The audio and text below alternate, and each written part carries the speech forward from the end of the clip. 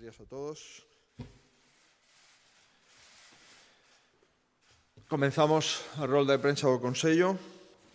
Como ven sendo habitual, comenzamos ofrecéndolle os datos actualizados dos pacientes afectados por coronavirus. Neste momento, a data de onte ás 21 horas, había 37 persoas hospitalizadas con COVID, un 96% menos que durante o pico da pandemia. 5 pacientes eran os que quedaban nas UCIs, un 97% menos tamén que no pico da pandemia, e 731 persoas estaban sendo atendidas nas súas casas a través do sistema de telemedicina, e seguimos con 615 falecidos. Nunca nos cansaremos de mandarlle o pésame ás súas familias e de recordar a todos e cada un dos falecidos durante a pandemia.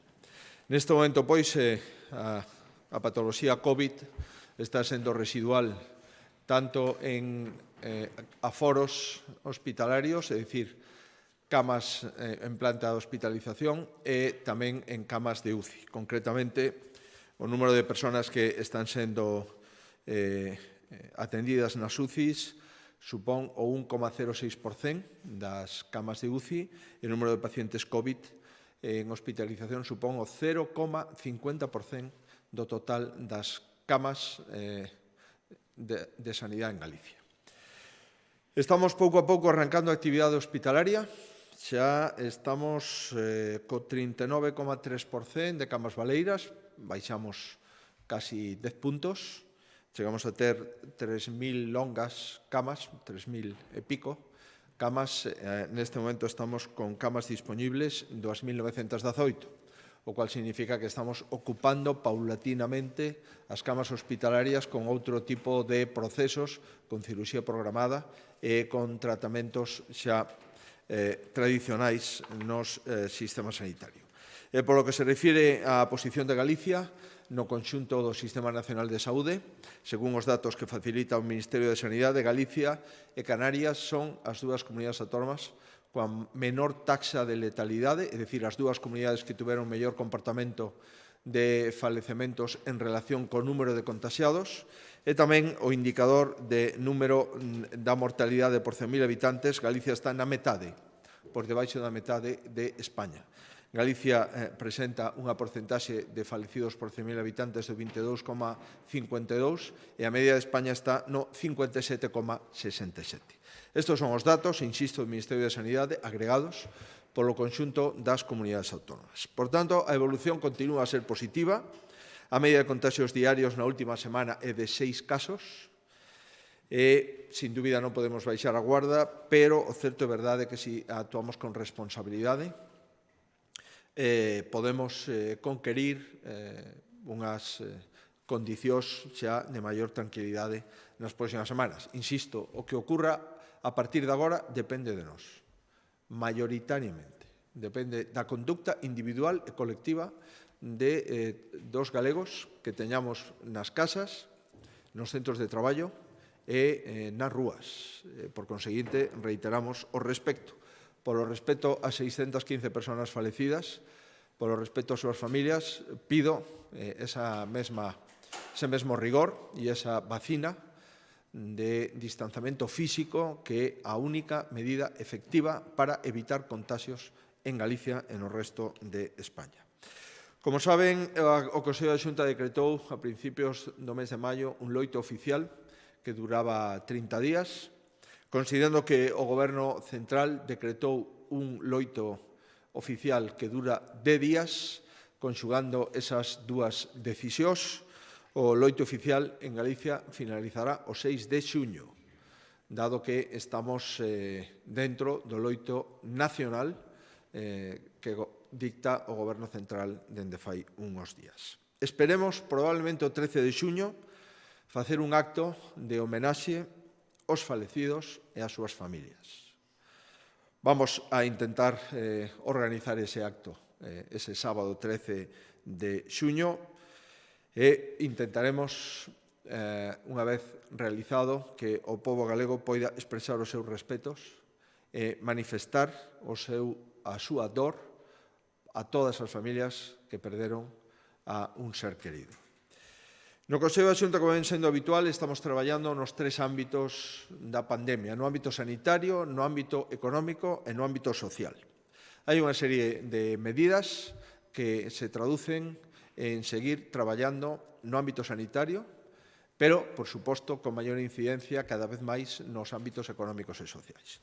No ámbito sanitario, o Consello aproba a contratación das obras do inicio do novo Hospital Público da Coruña.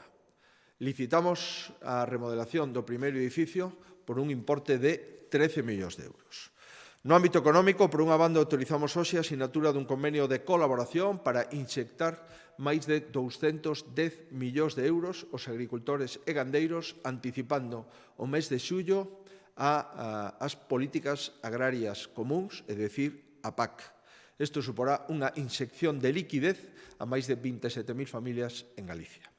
Tamén destinamos un programa de 16 millóns de euros para subvencionar os custes no que están incurrindo os comercios, as perruquerías, os servicios en xerais, é dicir, os autónomos e as PEMES para adecuar aos seus establecementos as normas de seguridade e de higiene COVID. Esos 16 millóns de euros os destinamos, pois, para financiar a instalación de medidas de protección, tanto para os traballadores como para os clientes, en beneficio dos autónomos e en beneficio das pequenas e medianas empresas.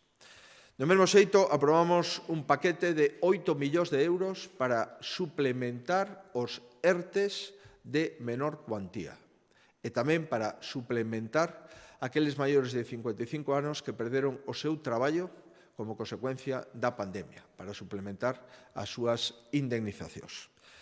E, en cuarto lugar, no ámbito destas políticas de reactivación, traemos un paquete de medidas de conciliación laboral por un importe de 40 millóns de euros que a Consellería de Política Social elevou ao Consello da Xunta para a súa deliberación e que o Consello da Xunta traslada de forma inmediata á Mesa de Diálogo Social para que a próxima semana esta Mesa de Diálogo Social poda valorar este paquete de axuda a conciliación por 40 millóns de euros. Se trata de un bono cuidado extraordinario para a infancia, para que aqueles pais, nais, que están traballando podan contratar a unha persona que coide dos seus fillos no fogar. Se trata de bono cuidado extraordinario para os maiores dependentes e discapacitados que acuden aos centros de día, que están pechados. Se trata de reactivar os campamentos de verán a partir do mediados de xullo e tamén de axudar as escolas infantís e os centros de día para facer fronte aos seus custos fixos durante toda esta pandemia que levou ao peche das escolas infantís e dos centros de día.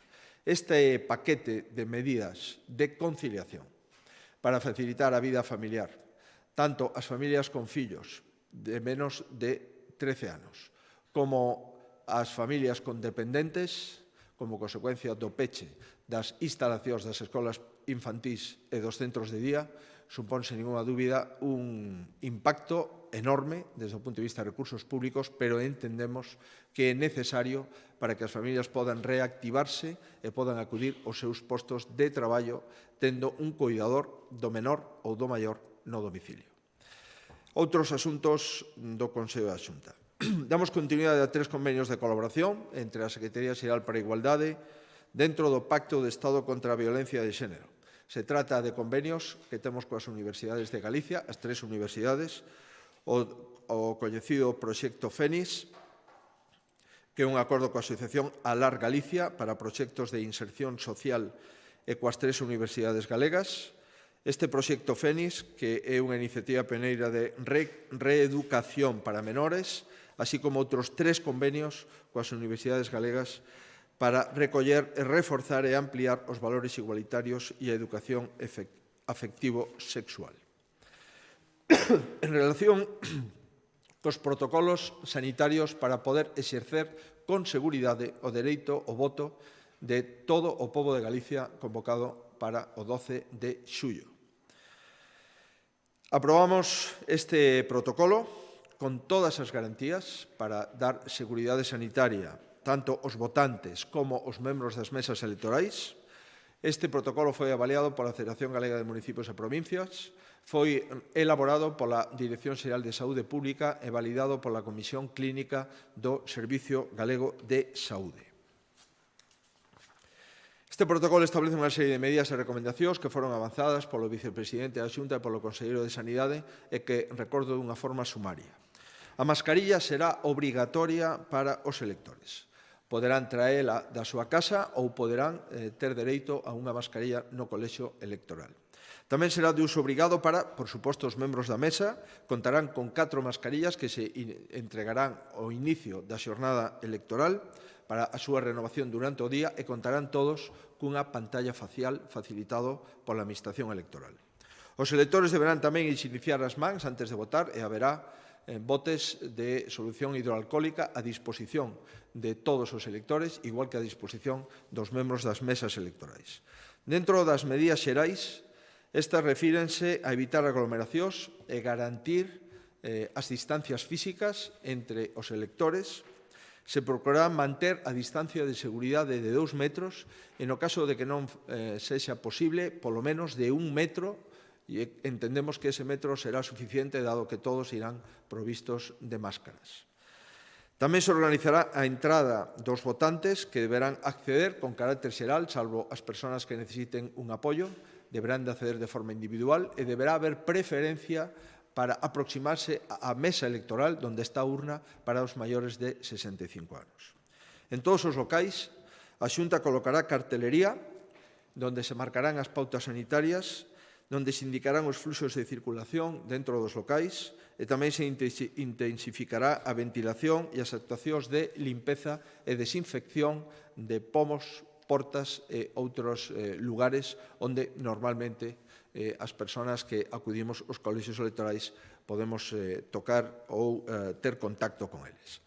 Ademais, a Xunta porá en marcha un equipo de 130 profesionais encargados de velar pola seguridade dos colexios electorais. O Goberno galego tamén solicitou ao Goberno central que se formalice a facilidade do voto por correo. Precisamente onte mesmo, a Xunta Electoral Central comunicou ao Goberno de Galicia e ao Goberno de Euskadi as novas facilidades para o voto por correo. Así, acepta a Xunta Electoral Central que a solicitude de voto por correo se pode facer de forma telemática a través da página web de Correos mediante sinatura electrónica. En consecuencia, non será necesario acudir a unha oficina de Correos para solicitar o voto por correo. Adicionalmente, tamén se aceptou a proposta de establecer protocolos que faciliten a entrega da documentación electoral polo carteiro no domicilio do solicitante e, se o solicitante o considera oportuno, nese mesmo acto poderá entregarlle o carteiro o voto seleccionado dentro da documentación electoral que o carteiro entregue a ese votante. De tal xeito, pois, que no mesmo momento o personal de Correos, baixo a súa responsabilidade, deberá de levar o voto á oficina de Correos para posteriormente, de acordo co regulamento de voto por correo, se entreguen dende as oficinas de Correos os colexios electorais o voto que recibira ou recepcionase durante o tempo habilitado para votar por correo. Vinculado a isto, hoxe tamén aprobamos o manual para as persoas que integran as mesas electorais. Vai dirixido ás persoas que resulten designadas por sorteo para que se familiaricen co seu labor e poidan desempeñar o labor de presidir ou de ser vocales da mesa con eficacia.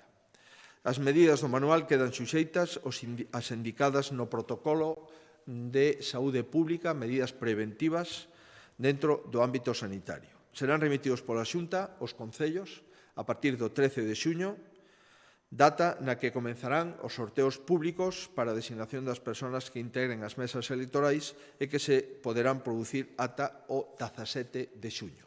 Por tanto, temos prácticamente finalizada todo o que é a estrategia para votar de forma segura en todos os colexios electorais que se conforman cada vez que hai eleccións ao Parlamento Autonómico. Outros asuntos de interese. Hai poucos días cumpríamos 2 anos da explotación da pirotecnia de Páramos, no concello de Tui, como recordarán. Hoxe acordamos prorrogar ata finais do ano 2020 as axudas destinadas ao pago do alugueiro das persoas afectadas por esta explosión que aínda non poderon regresar ás súas vivendas por atoparse en proceso de rehabilitación ou reconstrucción das vivendas dos que eran titulares. Quedan neste momento 9 familias que, insisto, aínda non remataron a rehabilitación, ben porque houbo demora no inicio das obras derivada das limitacións de acceso a esa zona totalmente destruída, ou ben porque se tratan de zonas especialmente afectadas por contaminación de amianto. A Xunta de Galicia leva investidos na desgraza de Mos máis de 3 millóns de euros, 3.190.000 euros, 3 millóns adicado ás achegas realizadas para a reconstrucción e rehabilitación de vivendas e para o enxoval, e tamén uns 150.000 euros para financiar os alugueres das familias durante o tempo que necesitaron coas axudas públicas para rehabilitar as vivendas destruídas pola explosión pirotécnica.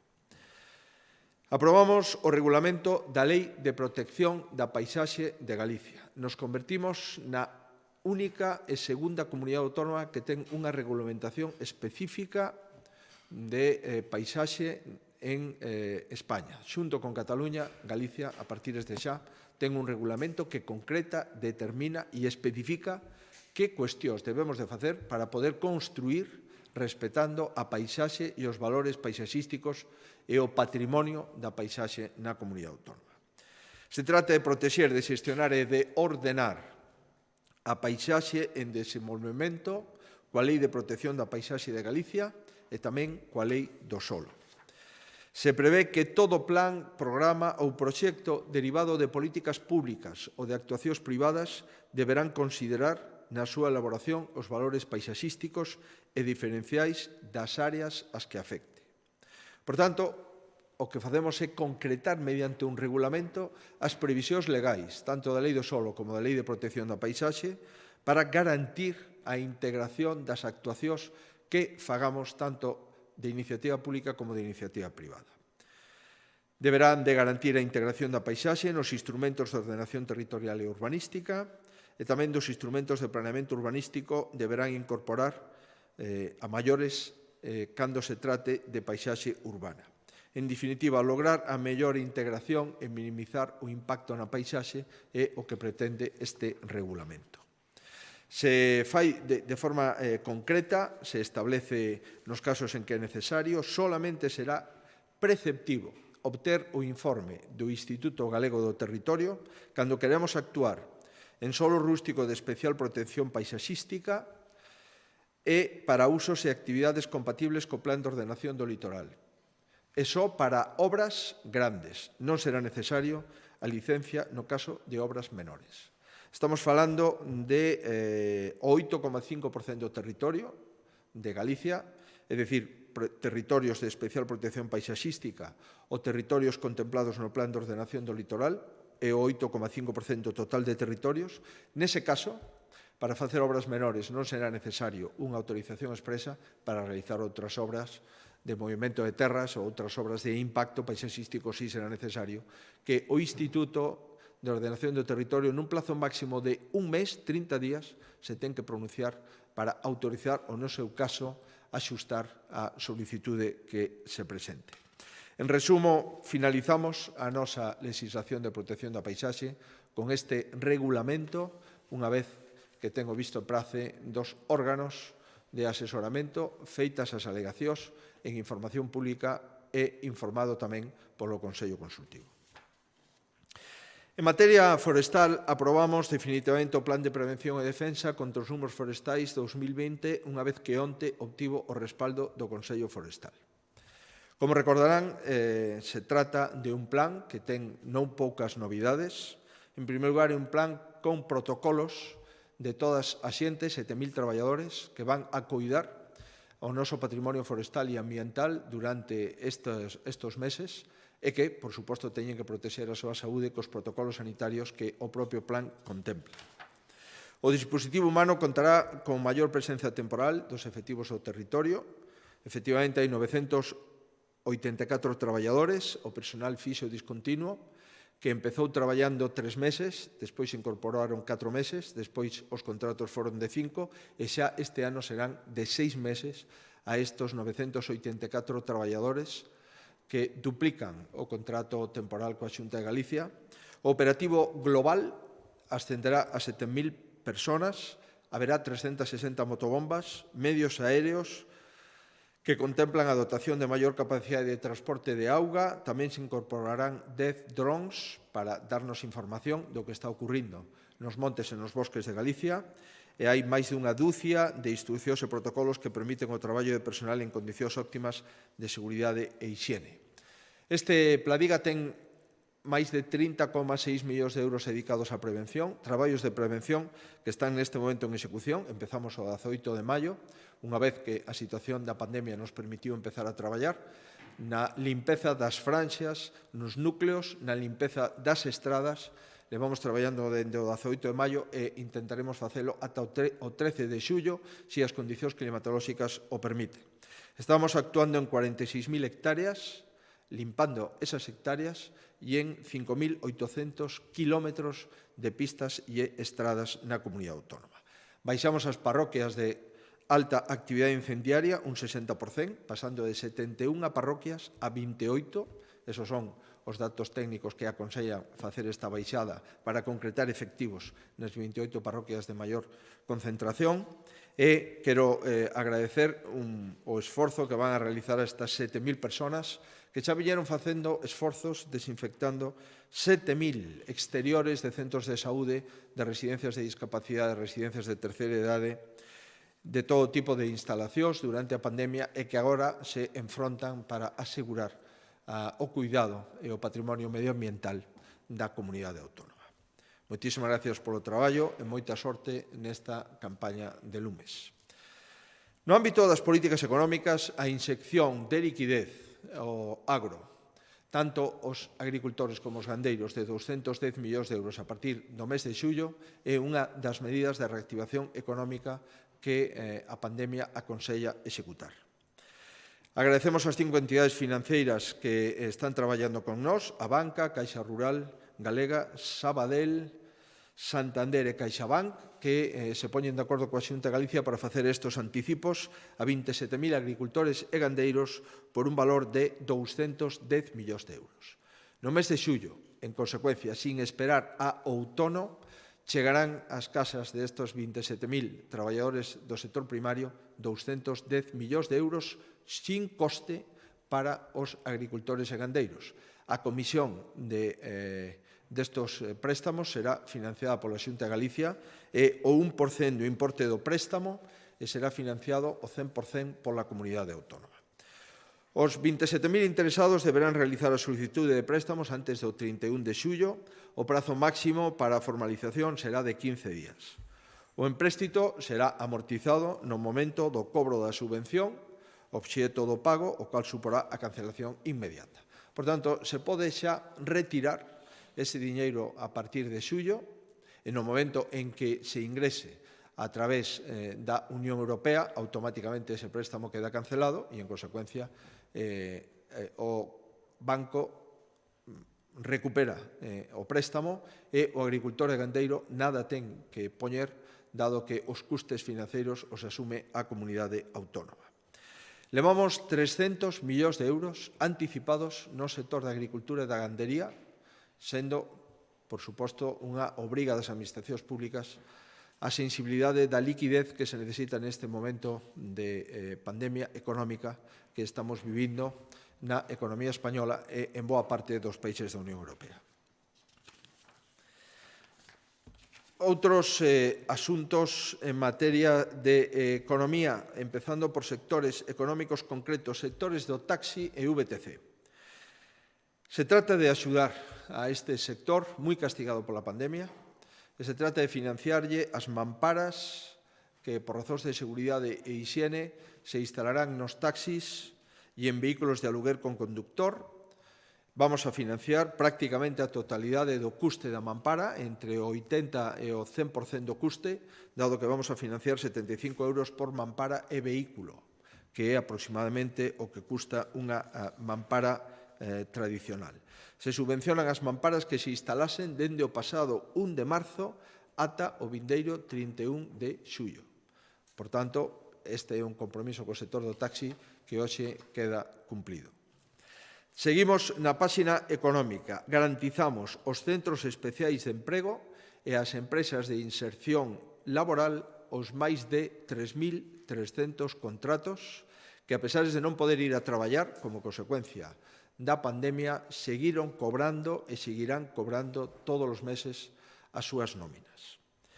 Se trata de evitar os despidos, se trata de evitar os impagos e se trata de garantir a 3.300 persoas con dificultade para acceder ao mercado laboral por ter discapacidade ou estar en inclusión social e os 110 centros especiais de emprego e os 12 empresas de inserción laboral e os 3.300 traballadores que teñen estas institucións seguirán percibindo o 100% dos seus salarios financiados pola comunidade autónoma. Outro importante inxección económica. Se trata de un froito do diálogo social como é poder complementar a 9.000 familias a percepción das súas indemnizacións no caso de estar en ERTES. Son os salarios máis modestos que a Xunta de Galicia, de acordo cos sindicatos Comisións Obreiras UGT e a patronal, vai a suplementar con un importe de 8 millóns de euros. 6 millóns de euros para a suplementación dos ERTES de menor cuantía económica mensual e outros 2 millóns de euros destinado a maiores de 55 anos que perderon o seu traballo como consecuencia da pandemia económica. Estes 8 millóns de euros forman parte dos acordos do diálogo social que pechamos coas organizacións sindicais. Outra inxección se refire aos autónomos e ás PEMES. 16 millóns de euros para financiar os custes de adecuación dos locais das instalacións de PEMES e autónomos, instalacións necesarias para asegurar a seguridade dos traballadores e dos clientes que entren nos comercios, nas tiendas, nas perruquerías, nos autobuses, nas garderías ou en calquer outro comercio ou institución resida por autónomos ou pequenas e medianas empresas. A concurrencia destes 16 millóns de euros será unha concurrencia non competitiva, é dicir, os primeiros que presenten as solicitudes recibirán de forma prioritaria as axudas de estes 16 millóns de euros. Estos apoios se destinan a adquisición de equipos de protección individual e de desinfección, adaptación dos espazos con equipamentos de seguridade, a realización das obras de renovación, de limpeza ou de ventilación de aire e a posta a disposición dos clientes de información relativa ás medidas hixiénicas ou de protección. Por unha banda, as axudas directas aos comercios de proximidade e ás perruquerías de menos de 10 traballadores e menos de 300 metros cuadrados, financiaremos o 100% das medidas activadas, cun mínimo de 300 euros e un máximo de 1.200 euros por comercio ou perruquería. A isto destinamos 5 millóns de euros. Destinamos outros 5 millóns de euros a todo tipo de servizos para apoiar o 80% dos investimentos a PEMES de menos de 5 traballadores, cun mínimo de 1.200 euros de axuda ata un máximo de 3.750 euros de axuda. Destinamos tamén para os autobuses de transporte discrecional e o transporte de mercadorías para adecuar as cabinas dos autobuses e do transporte de mercadorías con axudas de ata 3.000 euros por cada autobús ou camión. E destinamos tamén aos establecementos de hostalería, de restauración, de axencia de viaxes e outros locais turísticos axudas de 1.200 euros, de entre 1.200 euros e 300 euros en función da obra ou da acomodación do local que pretendan facer.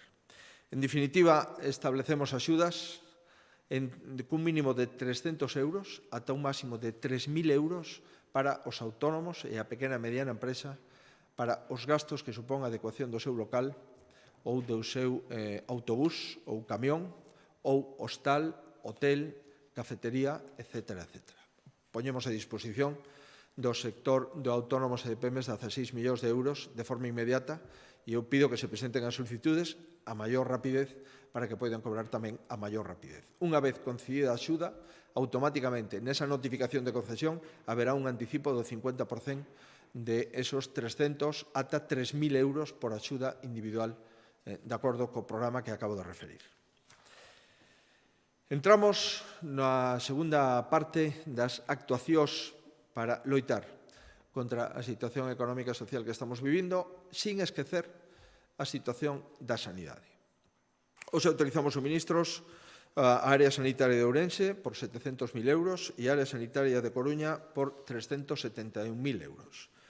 Perdón, 320.000 euros na área da Coruña. Se trata de adquisición de material sanitario, de investimento para suministro de material de laboratorio, de artigos de roupa, de artigos de hostalería, desbotables, de reforzos dos servicios de limpeza, de material informático, etc. De todo aquilo que tuveron que gastar para facer fronte á pandemia sanitaria. Último asunto.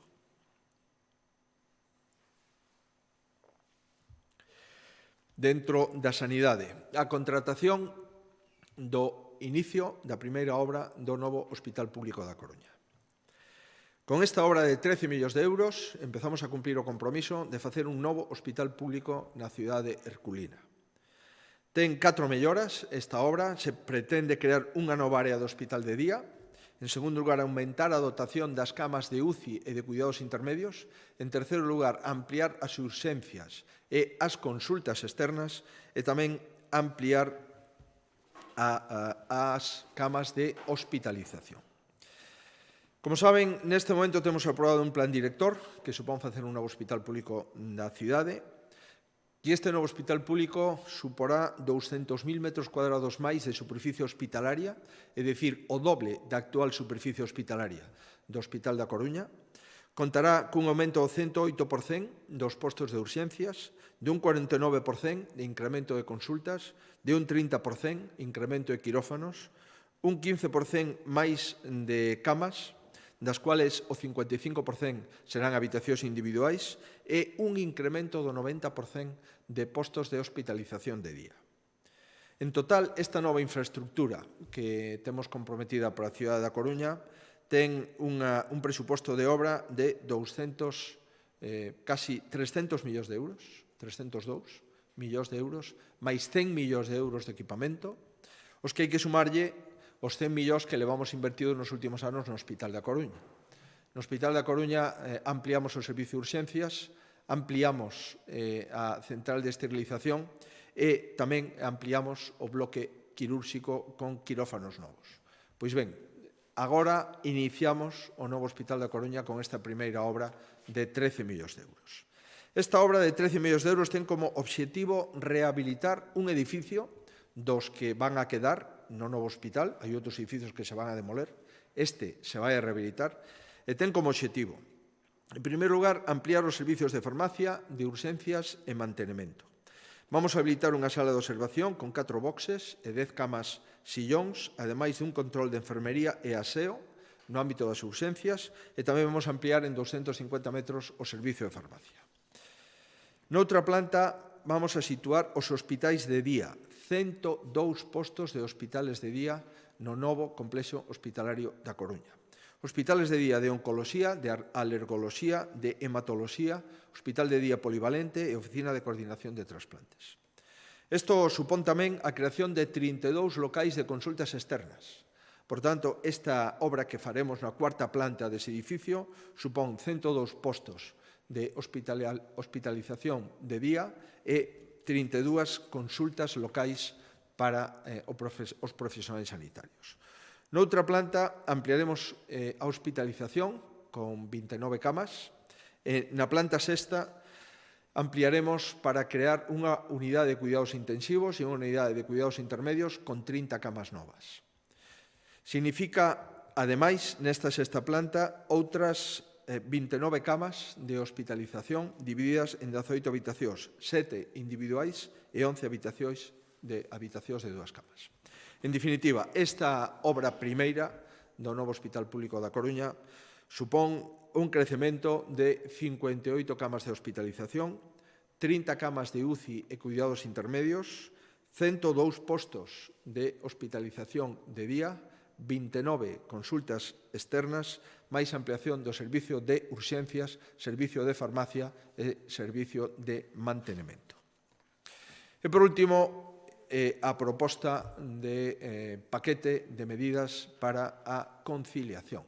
Familias con nenos de ata 12 anos, familias con persoas con discapacidade ou familias con dependentes, vamos a axudalas, dado que os servicios que atendían tanto os nenos como os maiores e os discapacitados permanecen cerrados dende o 13 de marzo.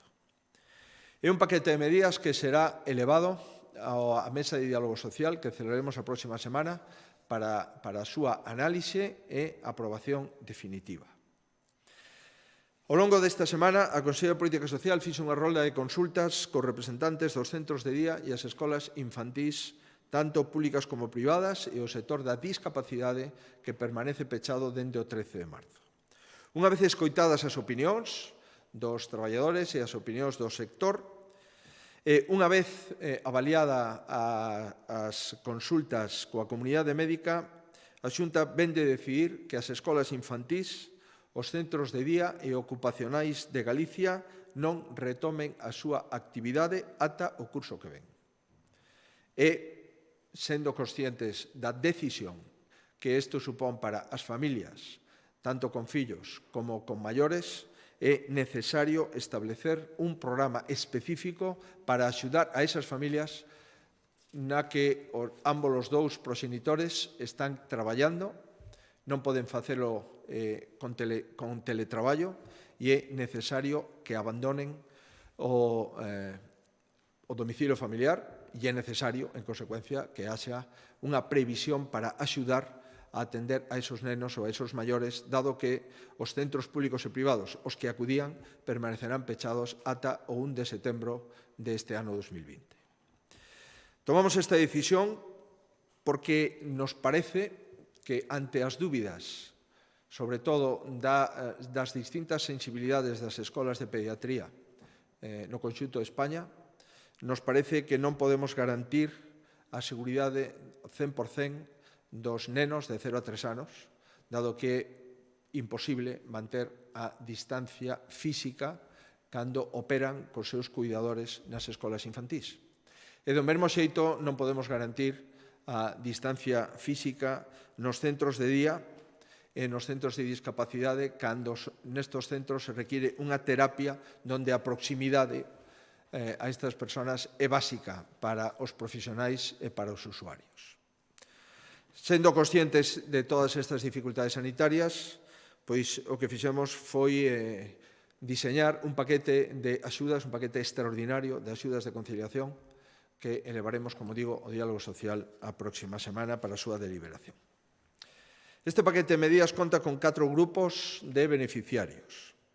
Familias con nenos de ata 12 anos incluído, rapaces e rapazas de entre 8 e 18 anos, persoas maiores ou con discapacidade usuarias de centros de día ou centros ocupacionais e institucións e organizacións que xestionan as escolas infantís, os espazos infantís e os centros de día e os centros ocupacionais.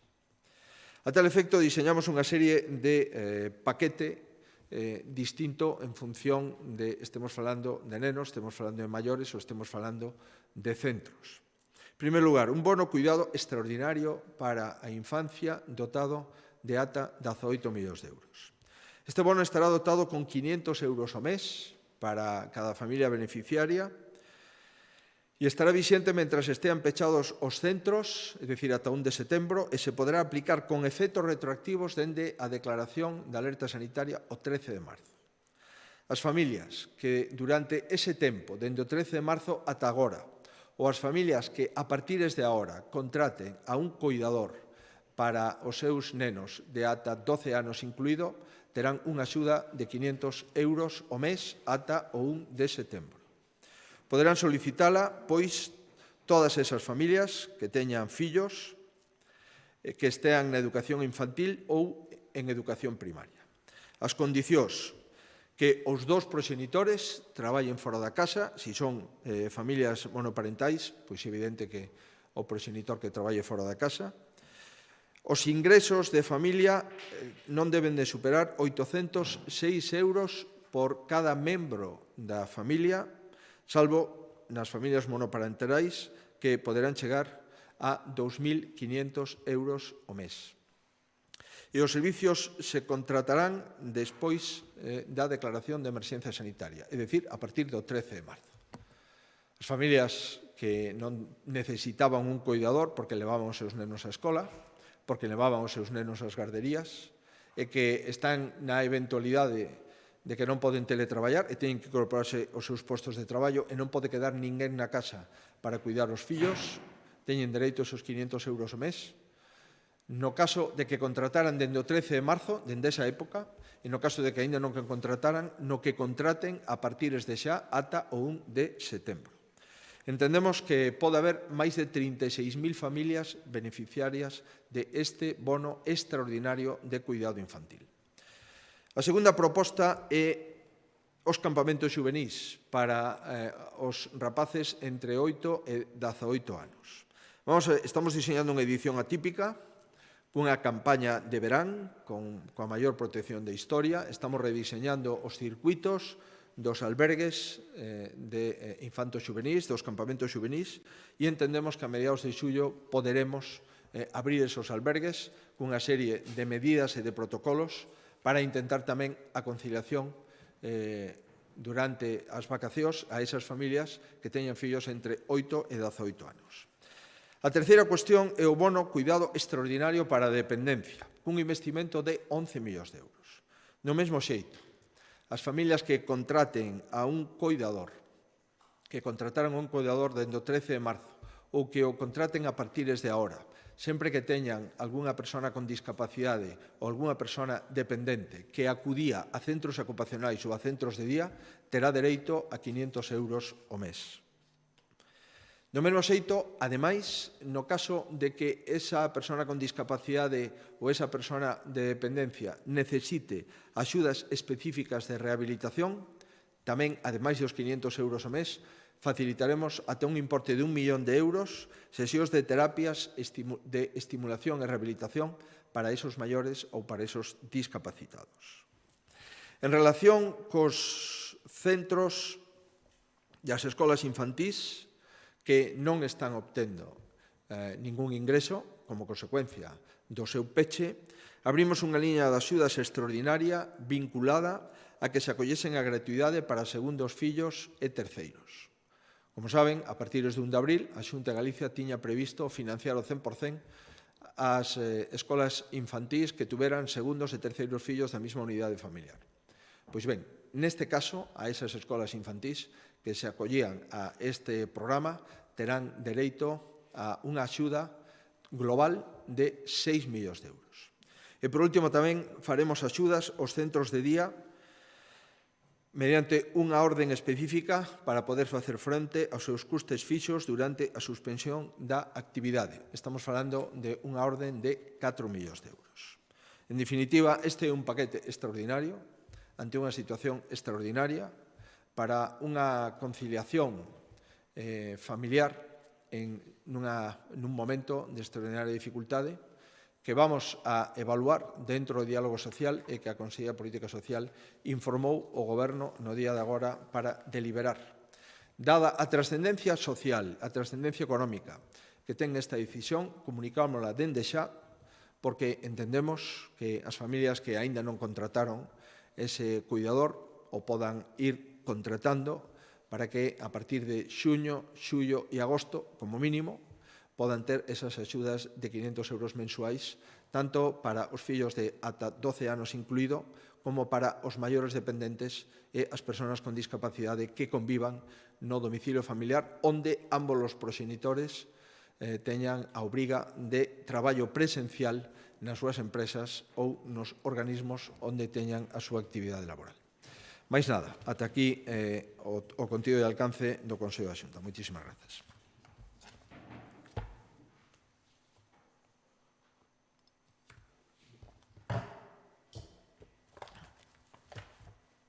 Buenos días. La región hace referencia a dos informes conocidos ayer y pide conocer la opinión sobre ambos. El primero, de Abanca, centrado en la economía, en la que refleja un moderado optimismo tras evidenciar los efectos del freno a la actividad económica. Y el segundo, del Comité de Expertos del PSDG, centrado en clave sanitaria y crítico con la gestión de la crisis sanitaria por parte de la Xunta. Ben, en relación co informe da entidade financeira Banca que estuvemos observando, nos parece que, primeiro, normalmente, todos os estudios e os gabinetes de estudo de todas as entidades financeiras son gabinetes sólidos que traballan cunha metodoloxía correcta. Nos parece que é un estudo sólido e correcto.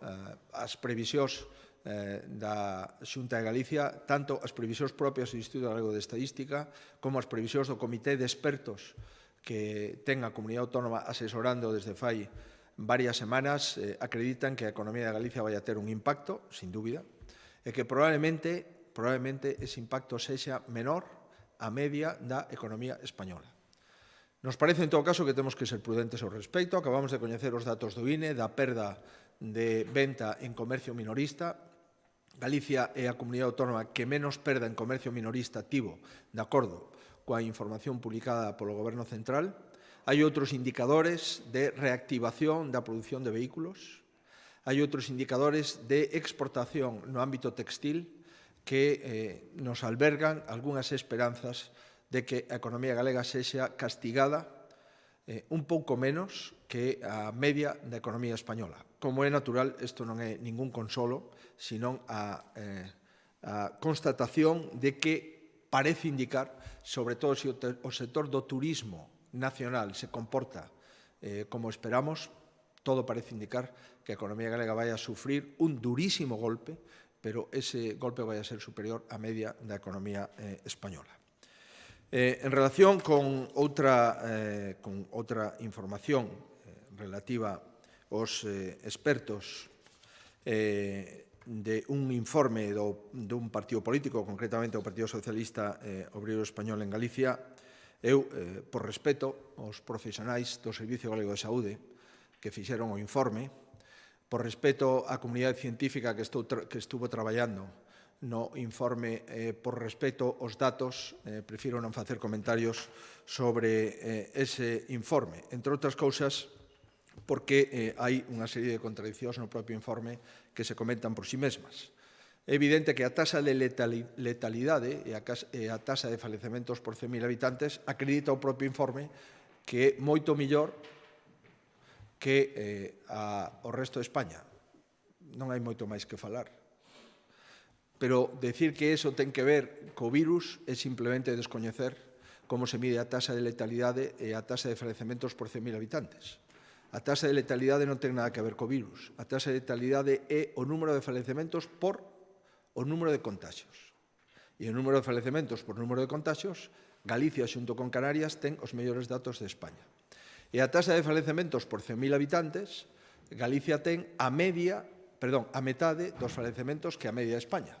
Por tanto, cando se pode criticar estes datos, me dá a sensación que máis que os expertos do Partido Socialista, me dá a sensación que este informe está correxido por algúns políticos do Partido Socialista. Non creo eu que un médico do Partido Socialista poda suscribir unha contradición como é comparar a taxa de letalidade e a taxa de mortalidade por 100.000 habitantes dicindo que son datos malos cando son os mellores datos de España en términos obxectivos e en términos de medición correcta. Pero, en fin, non creo que sexa moito máis interesante ese tipo de comentarios. Por respeto, insisto, a todos os epidemiólogos, os profesionais de infeccións dos hospitais, os urxenciólogos e os intensivistas do Servicio Galego de Saúde, creo que non merece moito máis comentario ese suposto informe do Partido Socialista. A veces refírese aos rebrotes no ámbito local que se están a producir estes días en algún lugar de España. Pregunta como afectaría a votación un rebrote focalizado nun concello ou nunha zona concreta de Galicia que podría provocar que un número de cidadáns tuvesen que quedar illados. Se ten prevista algunha estrategia para este extremo? O que temos que loitar é para que non se produzcan os rebrotes, ese é o obxectivo número 1. No caso de que antes das votacións se poda producir un rebrote concreto nun barrio concreto nunha cidade ou se poda producir un rebrote concreto nun concello, nun municipio, pois teríamos que actuar como corresponde. Estableceríamos protocolos de conformidade de Conxunta Electoral Central, que é o que vimos facendo dende este instante tanto o Goberno vasco como o Goberno de Galicia. Tentaríamos por todos os medios que o dereito civil, o dereito ao voto, o dereito de sufraxio, non quede afectado por algunha contención ou algún rebrote que se poda producir ailladamente no territorio. O que sí está claro é que cada día que pasa vamos confirmando máis que as eleccións se van a producir nun ámbito de seguridade, así o concreta o propio Goberno Central e así o concretan os datos epidemiolóxicos de Galicia. Sobre a cuestión do rebrote, la Voz de Galicia pregunta se ten detectado algún brote localizado de epidemia en Galicia e canta xente se contratou para facer o seguimento destes posibles contaxios. En primeiro lugar, o que fixemos foi facer un protocolo contra o rebrote. Galicia, non sei se outras comunidades o teñen, dende logo a Administración Central non o aprobou. Galicia ten un protocolo médico ante un rebrote sanitario. En segundo lugar, en Galicia hai unha serie de persoas profesionais que están buscando, rastreando posibles contaxios como consecuencia do virus. Unha vez que detectamos unha persona con PCR positiva, automáticamente establecemos un análise de círculo de persoas que tiveron contacto nos últimos días con él para ir directamente a esos fogares e a esas persoas e facerlle un test PCR para confirmar si poden ou non están contaxiados. En terceiro lugar, nos centros de atención primaria temos un protocolo para que no prazo máximo de 24-48 horas calquer paciente con sintomatoloxía COVID sexa sometido a un test e unha PCR. E, por último, tamén temos un protocolo de información interna entre os centros de saúde e os centros hospitalarios e a Dirección de Saúde Pública para facer o seguimento desde o punto de vista sanitario de todos esos posibles pacientes que aparecen con sintomatoloxía COVID. Por tanto, levamos traballando xa fai semanas mediante un protocolo clínico único e mediante unha relación directa entre os centros de saúde, os hospitais, dentro da mesma área de saúde nas que se distribuye a comunidade autónoma.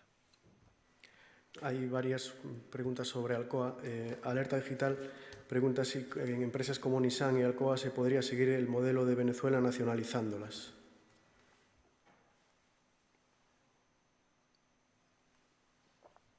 Mire, en relación con Alcoa, si a alguien no le coge por sorpresa este golpe en el empleo de más de 600 familias, porque a las 534 hay que unirle las más de 130, 140 familias de las empresas auxiliares. Digo que si alguien no le coge por sorpresa es al Gobierno, porque el Gobierno central estaba advertido desde hace mucho tiempo de que Alcoa no podía operar a los precios de la energía eléctrica que tenemos en España. Por tanto, esto no es ninguna novedad. Lo venimos diciendo desde hace años al Gobierno de Rodríguez Zapatero, al Gobierno de Rajoy y al Gobierno de Pedro Sánchez. Con el Gobierno de Rodríguez Zapatero y con el Gobierno de Rajoy buscamos soluciones para que Alcoa pudiera operar.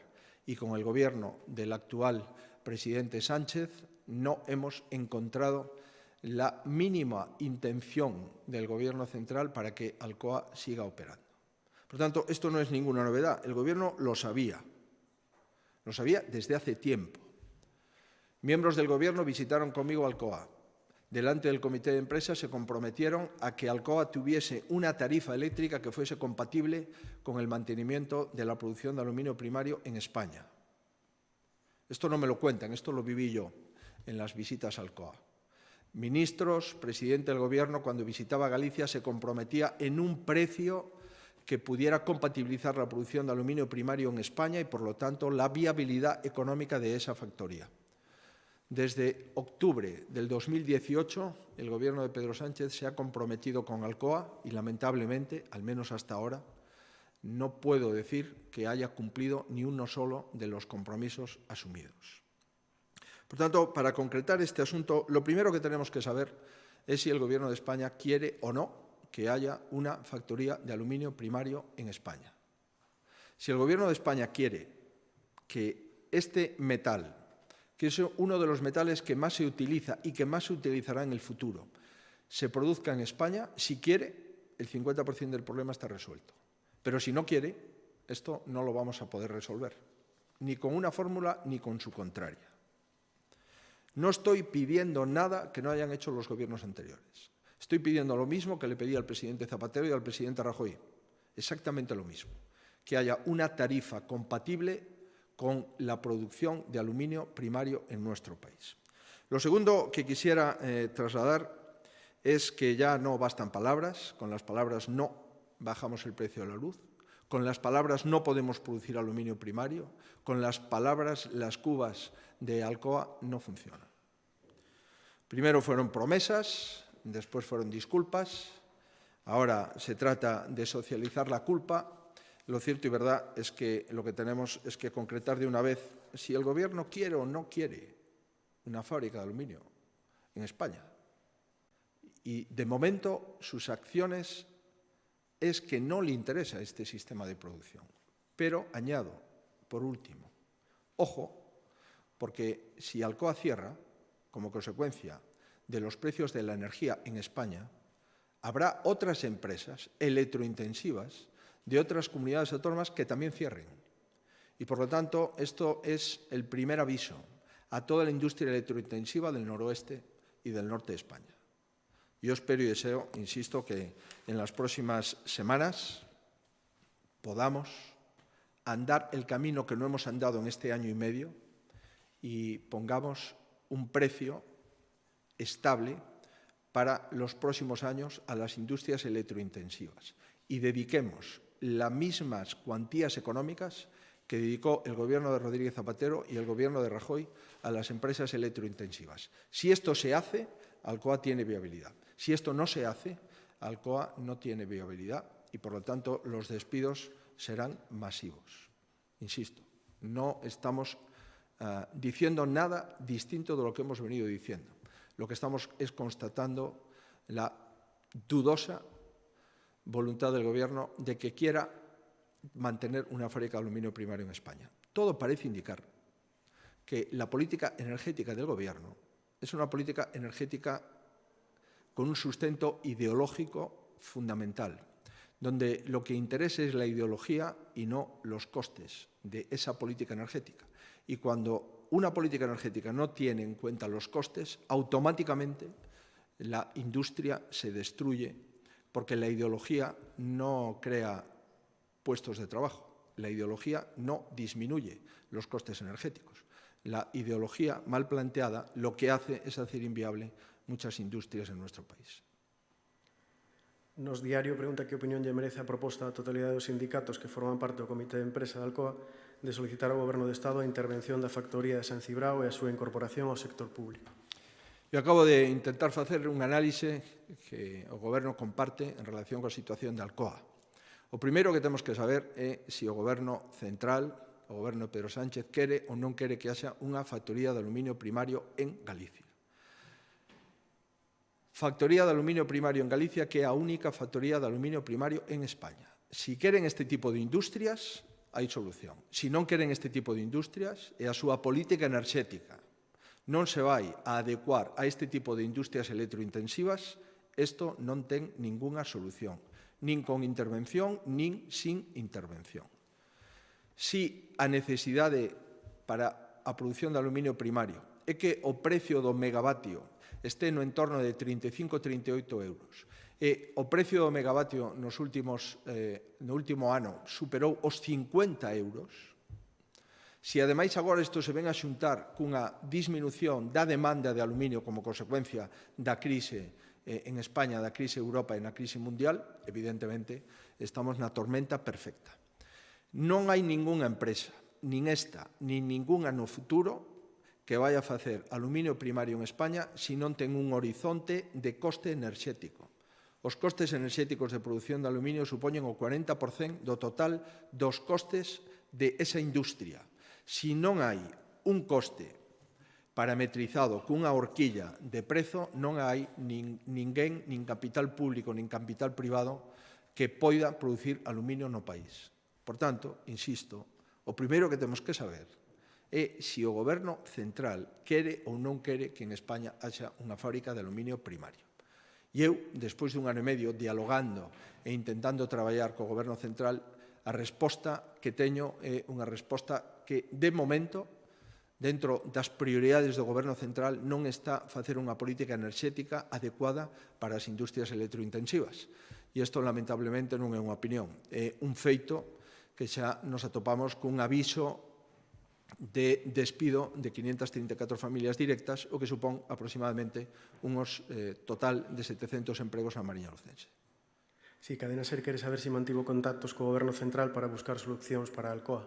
Moitísimos. Dende que cheguei, os mesmos contactos que mantiven co secretario de Estado de Enerxía do Goberno de Rajoy ou co ministro de Enerxía do Goberno de Rajoy, incluso co presidente Rajoy cando foi necesario, e tuvemos 2 episodios de crise como consecuencia dos precios de enerxía, o mismo contacto que tiven coa vicepresidenta cuarta do Goberno e coa ministra de Industria do Goberno Sánchez, incluso a ministra de Industria acompañei no seu compromiso explícito diante do Comité de Empresa na reunión que tuvemos en Alcoa e nas conversas que mantiven co presidente do Goberno sempre que tiven ocasión falaba de Alcoa e das Pontes como os dous sistemas industriais e enerxéticos que máis lle preocupan á comunidade autónoma. Por suposto que seguiremos mantendo contactos co Goberno central, pero neste momento liarse a manta a cabeza é dicir que sin un custe enerxético axeitado á produción de aluminio, isto ten arreglo, isto é seguir enganando as familias, seguir enganando os traballadores e seguir enganando a toda a provincia de Lugo e a toda Galicia, para enganar a xente que non conten comigo, para buscar solucións como atopamos con gobernos anteriores, estou a disposición. Son o mesmo presidente que era cando Alcoa tiña que confrontar co Goberno central do presidente Rajoy e cando agora Alcoa ten que entenderse co presidente do Goberno central, o señor Sánchez. Non mudei a miña opinión nin a miña posición. Para España é imprescindible ter unha fábrica de aluminio primario. Para ter unha fábrica de aluminio primario é imprescindible un custe enerxético que sexa compatible coa viabilidade desa fábrica. En este momento, o custe enerxético en España é incompatible coas industrias electrointensivas. Sí, tamén de Alcoa, el diario.es pregunta que, aparte de que haxa marxe para que o Goberno central actúe, que pensa facer a Xunta cas súas competencias en industria? O mismo que fixemos cos gobernos do presidente Rajoy, cos gobernos do presidente Zapatero, exactamente o mesmo. Propoñer, concretar e acreditar que é posible manter unhos precios de enerxía que sexan compatibles coa produción de aluminio primario. Exactamente o mesmo. Si solucionamos durante a crise económica do ano 11, 12, 13 un marco referencial para as industrias electrointensivas, se pode agora, máis que nunca, dado que máis que nunca Europa non pode perder empregos en musculatura industrial, agora, máis que nunca, podemos solucionar con unha metodoloxía exactamente igual á metodoloxía que o Goberno da Xunta de Galicia veu plantexando nos últimos 10 anos. Otro tema, Faro de Vigo pregunta si se reunirá el PPDA con los partidos para regular las condiciones mínimas de seguridad durante la campaña y hablar de su duración. As condicións durante a campaña son as que se estableceron no protocolo sanitario. Efectivamente, polo que sei, o vicepresidente tivo unha reunión coa Federación Galega de Municipios e Provincias, que son os responsables da instalación dos colexios electorais. O protocolo para os participantes na mesa electoral foi aprobado hoxe no Consello e as propostas que tanto o Goberno de Euskadi como o Goberno de Galicia propuxeron á Xunta Electoral Central foron aprobadas no día de onte na facilidade do voto por correo. Por tanto, todo o que se refire á administración electoral é o que viñemos facendo durante estos días.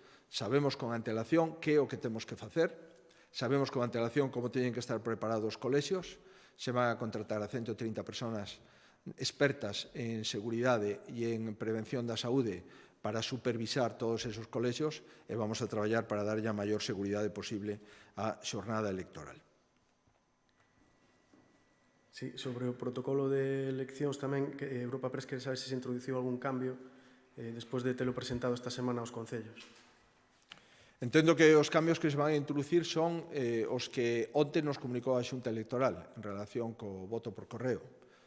Non sei se hai algún cambio a proposta dos concellos ou non. No caso do que houbera, por suposto que o atenderíamos sempre que na Xunta sempre que consideremos de acordo coa lei que é posible. Os únicos límites é a lei orgánica de eleccións española e a lei galega. Non temos máis límite que esa legislación. O obxectivo é facilitar acudir aos colexios electorais con tranquilidade. Pénsese que neste momento xa podemos acudir a un restaurante a xantar ou a cear a partir do luns co 50% de aforo. Desde fai semanas podemos acudir a calquera terraza instalada en calquera beira rúa de Galicia ou en calquera praza. Por lo tanto, isto se irá normalizando e todo parece indicar que a finais do mes de xuño pois non haberá limitacións, polo menos as limitacións que conocimos nas semanas anteriores. E unha máis sobre eleccións, el diario.es quere saber se cree que a abstención será maior do habitual por culpa do coronavirus e se é así que pensa facer a Xunta para evitar que isto suceda. Eso vámoslo a saber a medida que vayamos que nos vayamos acercando ao calendario do 12 de xullo. Eu creo que as eleccións van a ter un componente de participación normal. Nos xogamos moito. Sin dúbida, nun momento de extraordinaria dificultad para Galicia, hai moita xente que quere decidir e opinar co seu voto que tipo de goberno, que tipo de parlamento quere, e eu estou convencido que os galegos maioritariamente van a querer tomar decisións. Fai 4 anos que non son consultados, non son unhas eleccións improvisadas, non son unhas eleccións por incapacidade de gobernar, senón son unhas eleccións por fin de mandato. E, por lo tanto, esperemos que esa seguridade que de momento estamos convencidos que podemos garantir sexa a seguridade e a normalidade do día electoral. Pero, ademais, pois temos a maior facilidade histórica para votar por correo. E é que non necesitamos ir á oficina a retirar as papeletas, ni necesitamos ir á oficina a entregar o voto, senón que podemos instar a correos, de acordo co dictamen da Xunta Electoral de onte, podemos instar a que un carteiro, que é un funcionario público, e que ten absoluta imparcialidade e absoluto rigor no seu traballo, e que non hai ningún carteiro en España que se someta ao risco de cometer un delito electoral. Por conseguinte, ese carteiro fedatario público a efectos de voto pois pode levar as papeletas ao domicilio e pode recoller o voto no domicilio. Por conseguinte, esa é, digamos, a maior actividade e a maior decisión dunha Xunta Electoral Central que eu recorde dende que hai eleccións democráticas en España. Radio Nacional de España recaba a súa opinión sobre o ingreso mínimo vital que se acaba de aprobar. Desconozco el contenido y alcance del ingreso mínimo vital. Creo que un ingreso mínimo vital unido a un itinerario de búsqueda de empleo me parece que es necesario en la situación en la que va a vivir España y en la que ya está viviendo en las últimas semanas y con más intensidad en los próximos meses. Me parece que de la misma forma que en las comunidades autónomas gestionamos ya desde hace muchos años una renta de integración social y gestionamos las pensiones no contributivas, debemos de gestionar esa renta de ingreso mínimo, porque es lo que hemos venido haciendo desde el principio de las transferencias y de los estatutos de autonomía, que es la gestión de las rentas de integración social y la gestión de las pensiones no contributivas. Por tanto, espero que lo que se ha decidido para el País Vasco, lógicamente con el mismo criterio, se decida para el conjunto de las comunidades autónomas. El País apoia as palabras da portavoz parlamentaria do seu partido, Cayetana Álvarez de Toledo, nas que chamou terrorista ao pai do vicepresidente do Goberno, Pablo Iglesias, pola súa loita contra a ditadura? Hay alrededor de 30.000 fallecidos en España por una pandemia y millones de españoles preocupados por su futuro. Y yo creo que basta ya de este tipo de espectáculos parlamentarios, ya sea en pleno o en comisión, que estamos observando en el Congreso de los Diputados. Los gobiernos lo que han de hacer es gobernar e intentar aproximar posturas con la oposición. Y desde luego un gobierno no puede buscar provocaciones y enfrentamientos con la oposición. Es evidente que el Gobierno ha perdido los papeles en las últimas semanas y lo que pretende es que la oposición también los pierda. Y yo lo que creo que ningún compañero de mi partido o de otros partidos de la oposición debe de entrar al señuelo del Gobierno para crispar, provocar y perder los papeles todos los políticos españoles. Aunque solo sea por el respeto a los 30.000 fallecidos y por los millones de ciudadanos que están perdiendo su empleo. Creo que en este contexto, más que nunca, cometeríamos un grave error si contestamos a las provocaciones de un Gobierno que ha perdido los papeles y si la oposición también pierde los papeles. Dúas preguntas de Galicia Confidencial. Indica que Extremadura anunciou que terá que recortar o sueldo aos funcionarios e outras autonomías xa barallan ante a gravidade da crise. Tras a crise de 2009, a Xunta tamén conxelou soldos e pagas extras. Pregunta si garantiza ese comprometo vostede a non baixar ou conxelar salarios ou pagas extras aos funcionarios galegos nos vindeiros meses ou anos. E, por outra banda, indica que fai un mes criticaba o Goberno Central por non querer abrir guarderías e anunciaba a súa intención de abrilas para Galicia no momento en que o permitiran as fases do desconfinamento. Considera que neste caso se equivocou e que foron precipitadas as súas críticas ao Goberno? Que eu saiba, o que critiquei e sigo criticando ao Goberno é que non houbera protocolos educativos en España. Que haxa protocolos para os bares, que haxa protocolos para as terrazas, que haxa protocolos para facer deporte ou que haxa protocolos que impiden a mobilidade no interior dunha comunidade autónoma e, sin embargo, que non haxa un solo protocolo para todo o sistema educativo. O sigo criticando, me parece que é un grave erro. En aquel momento que dixen, e manteño o que dixen, os pediatras galegos nos estaban advertindo que con algúns riscos, pero que consideraban que esos riscos eran asumibles. Posteriormente se pronunciou a Sociedade Española de Pediatría. E veu acreditar que esos riscos son riscos que non poden non considerarse. E no contexto, xunto coa consulta que fixemos ás escolas públicas e privadas, ás escolas infantís, tomamos a decisión de sustituir a apertura de esas escolas por un paquete de conciliación extraordinario que acabo de referir.